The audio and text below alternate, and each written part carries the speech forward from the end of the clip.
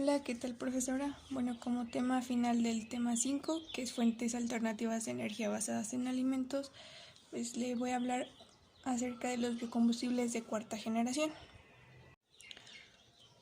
De acuerdo a Ramos, Díaz y Villar 2016, los biocombustibles de cuarta generación se producen a partir de organismos genéticamente modificados para que capturen más dióxido de carbono del ambiente.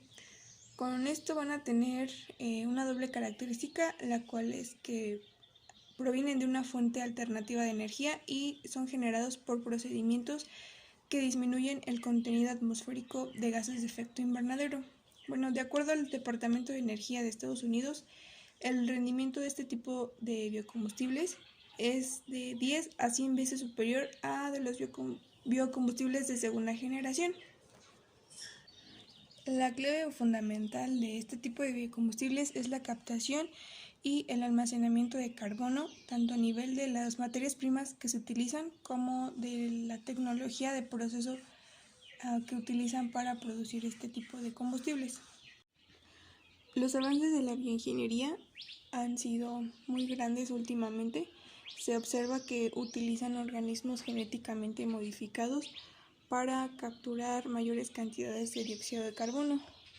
Uno de los alimentos que utilizaron o que modificaron fue la caña, con alto contenido de lípidos, y con esto produjeron etanol y biodiesel.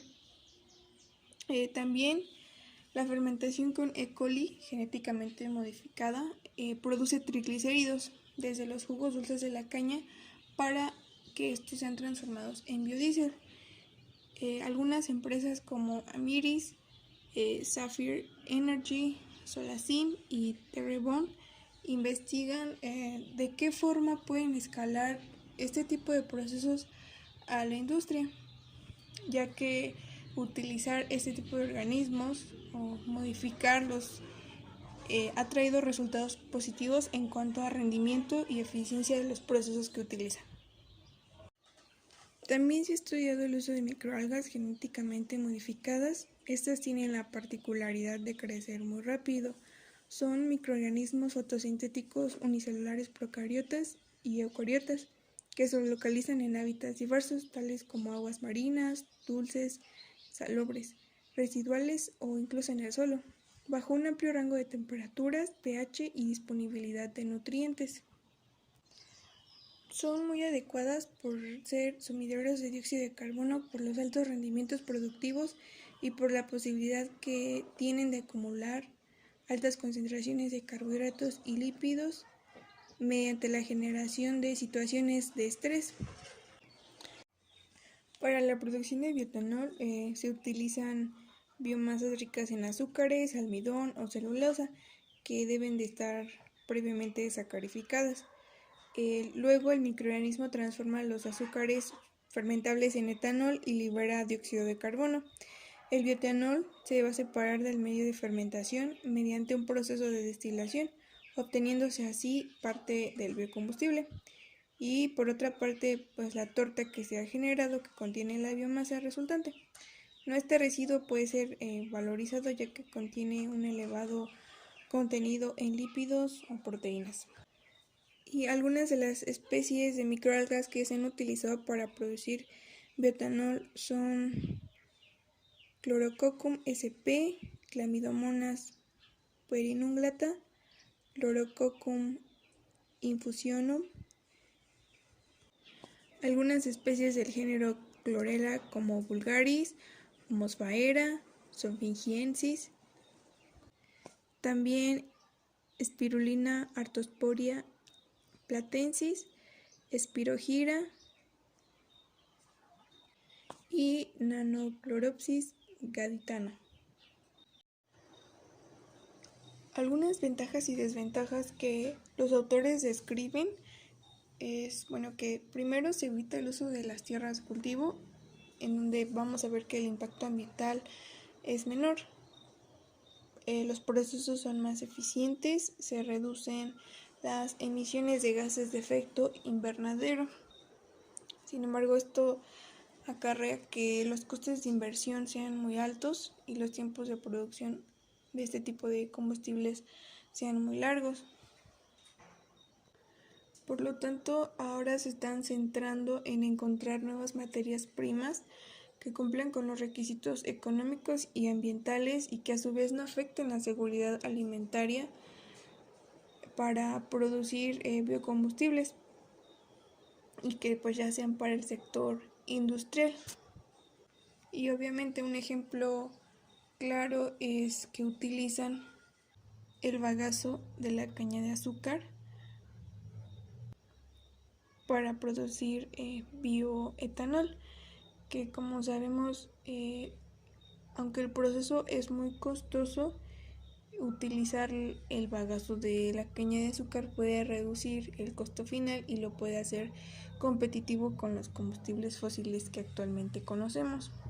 Sin embargo, deben realizarse diversos análisis técnicos, estudios económicos, para ver si es viable y factible hacer esto.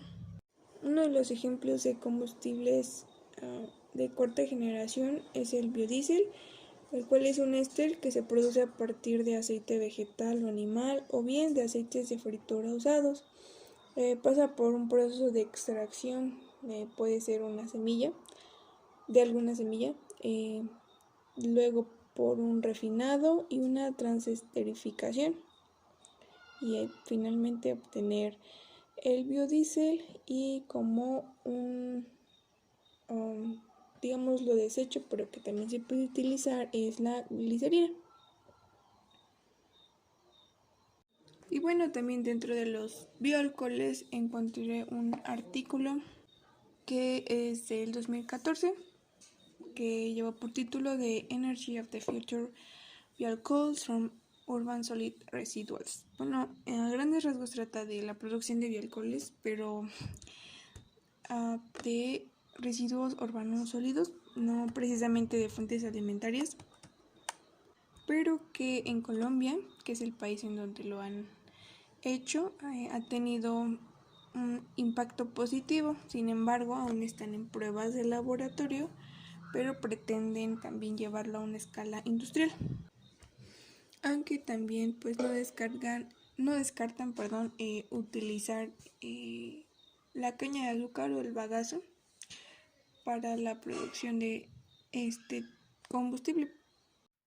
Bueno, por último yo leí el capítulo que dice Bioenergy Consumer Decision Making and Shaping the Real Floor. De las preguntas que al final vienen, las dos que más me llamaron la atención es la de ¿tenemos formas seguras y sostenibles para producir y entregar energía futura? Y la 2, ¿sabemos con certeza razonable cuáles son realmente las amenazas? Bueno, primero dejar en claro que los humanos somos los que nos estamos acabando el mundo.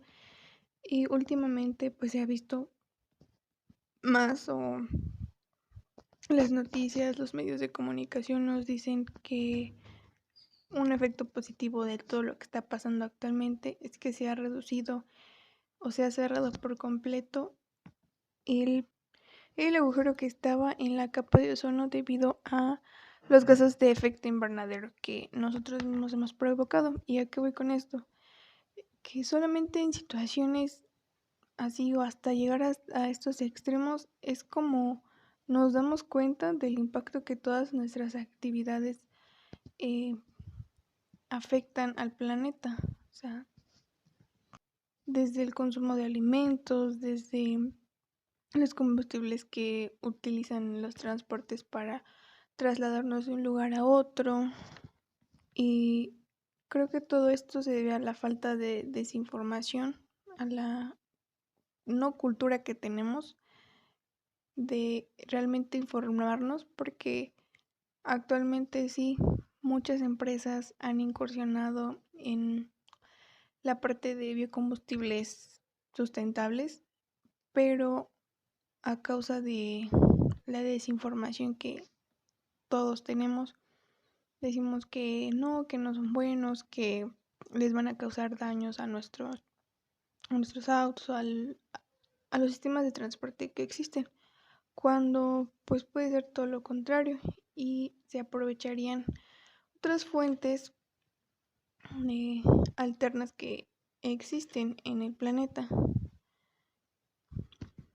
Por lo que creo que hace falta más que la población o nosotros como jóvenes que nos estamos formando en diversas áreas, nos incluyamos más a este tipo de iniciativas o este tipo de ciencia con el objetivo de que en un futuro tengamos ciudades sustentables que no dependan siempre de los combustibles fósiles, que hoy es una realidad. Y bueno, creo que sabemos todos los daños que nosotros podemos causarle al planeta, desde la actividad más pequeña que es desperdiciar alimentos, pero solo está ahí en saberlo. Ni siquiera sabemos aplicar las medidas necesarias o ni siquiera podemos cambiar nuestros hábitos, nuestras conductas, nuestro estilo de vida y todo parte de ahí, desde uno mismo cambiar su estilo de vida para poder cambiar al mundo.